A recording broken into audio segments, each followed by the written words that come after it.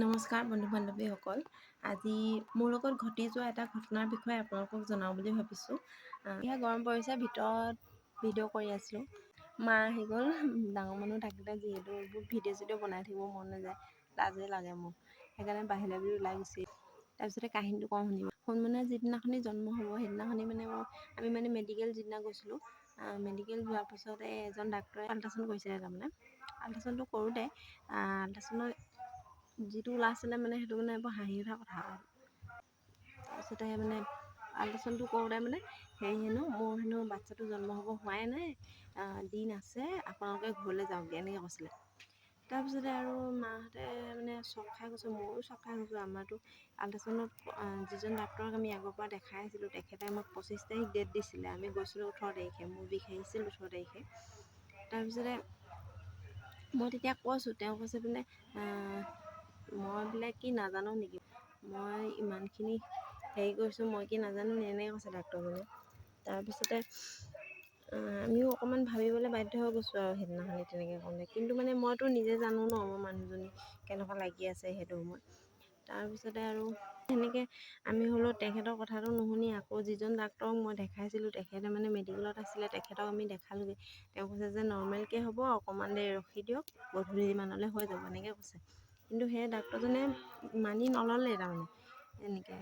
তাৰপিছতে সঁচাকৈ যিজন ডাক্তৰক মই দেখাইছিলোঁ আগৰ পৰা, তেখেতে যেনেধৰণে কৈছিলে, সঁচাকৈয়ে 3:50 আমাৰ সোণমণিৰ জন্ম হৈছে, নৰ্মেলকৈ হৈছে।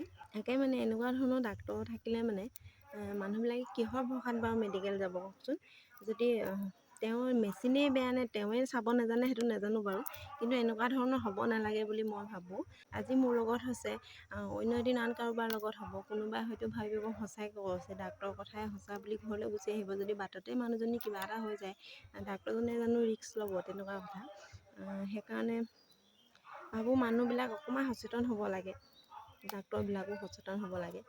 আমি ভাবি যাওঁ ডাক্তৰে আমাক চাব মেলিব, তেওঁলোকে ভালদৰে চাব বুলিয়েতো ভাবি যাওঁ আমি সাধাৰণ মানুহবিলাকে, নহয় জানো।